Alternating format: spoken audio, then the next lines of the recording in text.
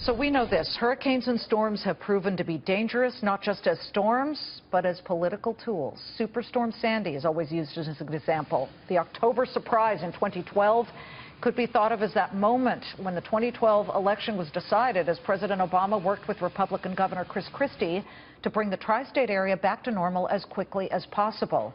Here we are in 2016. Hurricane Matthew might have the same potential, hold the same power. But as Hillary tops another poll in the state, 47% to 40%, talking about Florida, she is pulling ads that were supposed to air in Florida on the Weather Channel, quote, until the storm passes, because the optics don't look good or what have you. She says, you know what, I'll pull those ads that I had planned for the Weather Channel. Let's bring in David Mercer, a Democratic strategist, and Ned Ryun, former speechwriter to President George W. Bush. David, she pulled those ads, so clearly it starts to look like both of these candidates, and Trump is a Florida resident part-time, both of these candidates have to be very careful the way they tread when discussing this hurricane. They do, and all focus and all eyes and all help needs to be directed to those in Florida, Georgia, the Carolinas that might be facing some challenging times. So, you know, I think everybody's got to weigh in on this in that regard, and I hope that we all do, and I think that we all will do that. Ned, I would imagine the people in Florida really don't want to hear from either side when it comes to, oh, I feel your pain. Look, Louisiana just recently, about a month and a half ago, with those deadly floods, people decided, oh, well, should I show up, should I not? All of the candidates ended up going, including Jill Stein, the Green Party candidate. You know, I don't know how that goes down with people on the ground dealing with what we're seeing on the screen, which is heavy winds and damage and storm surges, and they're trying to get their lives together and be safe. Right.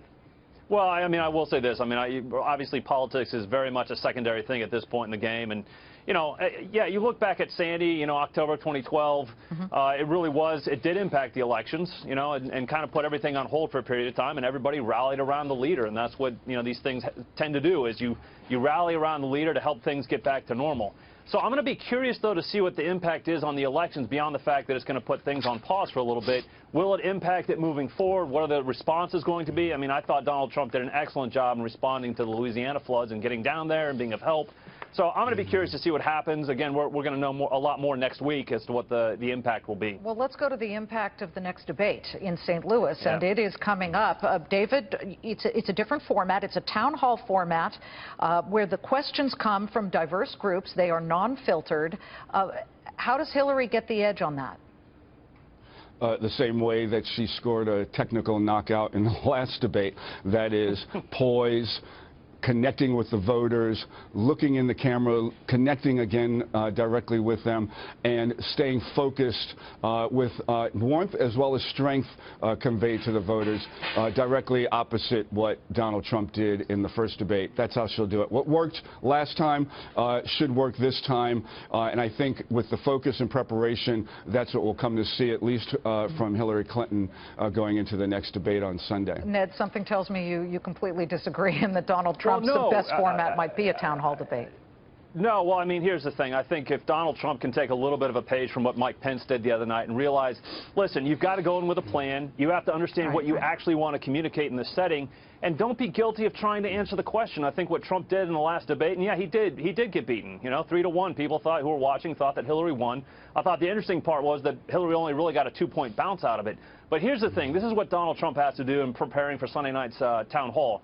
Come in with a plan, be prepared to pivot and deflect, give quick answers to the questions they're asked, but then go to what he wants to talk about. And if he comes in with a plan and says, hey, I'm going to make sure that we talk about the FBI, make sure that we talk about the foundation, talk about emails and servers, he's going to give himself a chance to be much more successful in this debate. And here's the thing, Liz, he has to understand, middle of September, he was beating Hillary by double digits in trustworthiness. The Fox poll last week showed her winning by 4 or 5 points on that issue. He has to push that issue and make this about Hillary's trustworthiness. And if he can do that, he can be successful. Liz, if I might add with regard to that, you know, Donald Trump is going into this debate. 30 former Republican congressmen just said he is he's just he cannot win. He's manifestly unqualified to be president. Yeah, so he's losing votes going into the debate. A guy like that, it's like a batter going in. He's got a he hasn't had a good streak at the plate, and he goes for the fences. Okay. And that I'm increases the risk. I know you guys could talk about this all day, but we got a Cat 4 hurricane coming. So it just increases the risk that he whiffs again. David Mercer, Ned Ryun, we'll continue this conversation. We know that because we've got special